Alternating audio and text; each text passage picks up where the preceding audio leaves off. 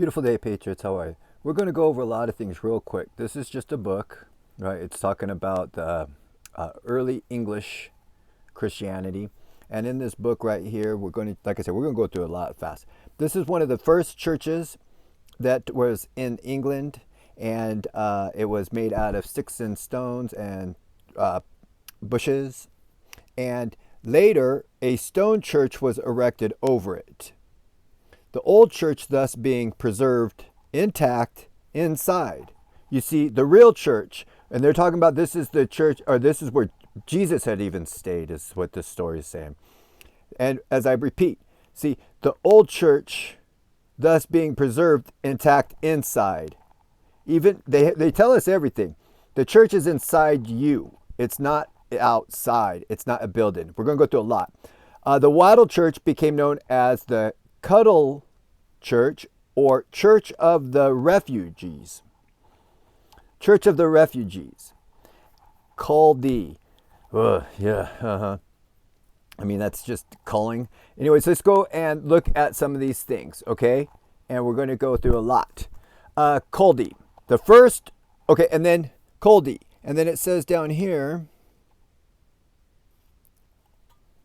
that Caldy, the Caldy Christian Church, was the original church of Christ on earth. So they're saying this is the very first original church of Christ on earth. It became a title to the early British church for centuries, even after the name had died out elsewhere in favor of the more popular name Christian. So not only was the first church buried inside a stone church, it was named Refuge and Caldy, and then Caldy later became known as Christian. So this is kind of the word Christian, not Christ. Christian comes from the first church, the original church of Christ on earth, which was in England, and it had a stone church built around the original house. Or the story is that he lived in or had visited and stayed at this place with his mother Mary. Okay? I'm not trying to debate all this story in this. I'm telling you where the word's coming from. Now let's go look at Caldy, because that's the first word of a Christian. That was what Christian meant first, Caldy. And in Old English, it means die, call. You know, a calling, die. But in German, it is it not be. So if you were going to do a church in England and you use German words, the English people wouldn't know what you were saying, right? And so in German, the call is it not be, call, okay? D, what does D mean? My notes were wrong. I have to start it over again. D means these things. D, that makes more sense, right? D in English means die. But in German, it not be. I apologize. D. Those are the definitions of D in Old English. D, die. Obviously, it's easy to see. And in German, it not be. D. In Old English, it not be. Okay? And call, like I say, we know what that is, like a calling. But call, it also means supporting a column or turret. It's supporting a column. And in all of the stone churches, we see stone columns. So the first church was named Caldy Church, which then became Christian. And in etymology, broken down just straightforward, it not be supporting a column.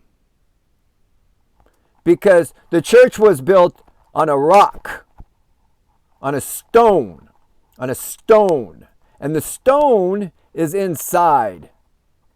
The stone is inside. It's not the old church. It's not the new church. It's inside.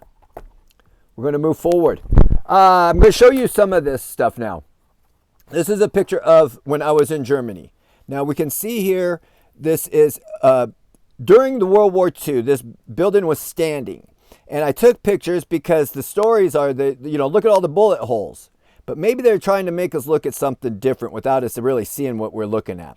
As we can see, this house is built with wood. You can see these big, huge wood beams structure. Totally normal, except it's not a 2x4, is it? These are huge beams, okay, a little sagging right here. And we can see that it's fallen apart. And we can see that it's thatched in between. And then it's got mud covered over it, okay? And we can see how it's all been falling apart. But we can look right here, look at the facade. See how it's all rotten and stuff, and then you see this little facade? So let's come around the other side of the building, and we can see that that facade goes all the way. And so everything's masked. You paint this white, or even actually make it stone, or a fake plaster cement, the building instantly looks like a, supporting columns, yes. So now let's look at these other two. This here is in Bad Hirschfeld. This is where I actually spent a whole year. And well, I was young and did a lot of silly things. And me and my friend, we would go late at night when we should have been home sleeping and praying, I guess. We'd be out in the middle of the night doing crazy, silly stuff. And we would jump into this place, breach the walls, and we'd climb these walls. We went inside and would hang out. And I don't believe we went up this high. But I remember us being up very high sometimes, being very scared. And as we look at this is an old cathedral that has fallen down. We can see these towers everywhere. Okay. Now this cathedral, you can look and see, there's people. This is a play going on. This is a stage happening. They're doing Macbeth. They were doing Macbeth. Okay. And here's the people. So, I mean, you could see the scale of how large this is. And if we look, we can see that it's got these big, huge stones, the keystone to hold these arches, but everything else is rubble put together with rubble. So that then you could go and plaster over it with a cement and make any kind of shapes and statues and say they were hand carved. But this castle right here was not built with stones, or it wasn't a castle. This was a cathedral. Here's another. This one they say is a castle, and it's in ruins. Okay, it's in ruins. It's got this tower, and I'm in the other side that's got the tower exactly like this on this side. We'll bring these pictures out later, but you can see again, it is not built out of stone blocks. They're all these rocks. Now, interesting, we get to see a fireplace. Look. And then there's the fireplace. I'm always talking about how they heat, and that's a dumb place to put the fireplace. But maybe if you didn't have anything in here, be the only place you could put a fireplace. And if it's all empty, what were these things being used for? What is this in the way? Well, that's a rebarb. Now, I don't know if that was coming out of the original or if it is something that was placed in construction later, because I didn't have these type of eyes. But we can see how it goes down, and these just... And you can see how where it would just go straight across. You could put a floor across that.